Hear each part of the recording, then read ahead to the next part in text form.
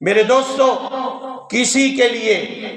اپنے اعمال ناموں کو برباد نہ کرے،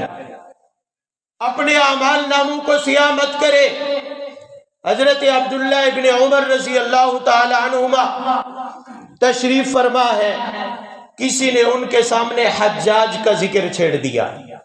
حجاج بن یوسف کو تو ہر کوئی جانتا ہے، بڑا ظالم تھا۔ صحابہ کرام، تابعین عظام، حتیٰ کہ حفاظ اور قاریوں کو شہید کیا اس نے، ناحق قتل کیے۔ اتنا بڑا ظالم اور جابر حجاج بن یوسف کا ذکر عبداللہ ابن عمر کے سامنے کسی نے کیا،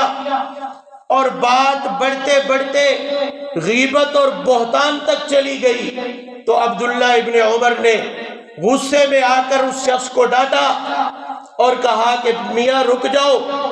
بس کرو، غیبت چھوڑ دو، اس لیے کہ جس شخص کی تم غیبت کرنے چلے ہو، جس پر تم بہتان لگانے چلے ہو، مانا کہ وہ ظالم ہے، مانا کہ وہ قاتل ہے، مانا کہ اس نے بہت بڑے لوگوں کے خون بہایا ہے، مگر یاد رکھو کل قیامت کے دن جب اللہ کی عدالت میں حجاج اپنے ظلم کا بدلہ دے گا، اپنے قتل ناحق کا بدلہ چکائے گا، جب اللہ تعالیٰ اس کے ظلموں پر اسے سزا دے رہی ہوں گے، تو یاد رکھو اسی اللہ کی عدالت میں جہاں حساب و کتاب کی مجلس قائم ہوگی، تم اپنی اس غیبت اور بہتان کا بدلہ بھی چکاؤ گے جو تم نے حجاج بن یوسف پر لگایا۔ خدا را ہم ذرا اپنے آپ کو دیکھیں کہ ہم کہاں بیٹھے ہیں۔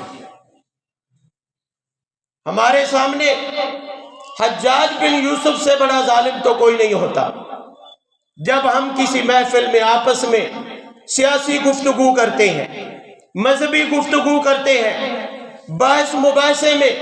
کسی کی محبت میں اتنے حد سے بڑھ جاتے ہیں، کسی کی نفرت میں اتنے حد سے بڑھ جاتے ہیں کہ شریعت کے احکام پیچھے رہ جاتے ہیں، رسول اللہ کی بتائی ہوئی ہدایات ہم پس پشت ڈال دیتے ہیں، اپنی مسلمانی کو بھول جاتے ہیں۔ ہم یہ بھول جاتے ہیں محبت اور عداوت کے اندر، ہم بغض اور نفرت میں یہ بھول جاتے ہیں کہ ہم نے اللہ کے نبی کا کلمہ پڑھا ہے، ہم نے قرآن کو ماننے کا اقرار کیا ہے، رسول اللہ کے احکامات کو اپنانے کا اقرار کیا ہے۔ ہم یہ بھول جاتے ہیں کہ ہم جو محبت کرنے جا رہے ہیں، کسی سے عقیدت کا اظہار کرنے جا رہے ہیں، یہاں شریعت نے روک لگائی ہے، ایک حد بندی کی ہے، ہم اس حد سے آگے نہیں تجاوز کر سکتے ہیں۔ تو جب حجاج جیسا بڑا ظالم، حجاج جیسے بڑے جابر پر اس کی غیبت کرنا جائز نہیں ہے، اس پر بہتان لگانا جائز نہیں ہے، اس کے اوپر کسی قسم کا افتراء جائز نہیں ہے، اس پر جھوٹ باندھنا جائز نہیں ہے، تو پھر آج کے کسی بھی سیاستدان،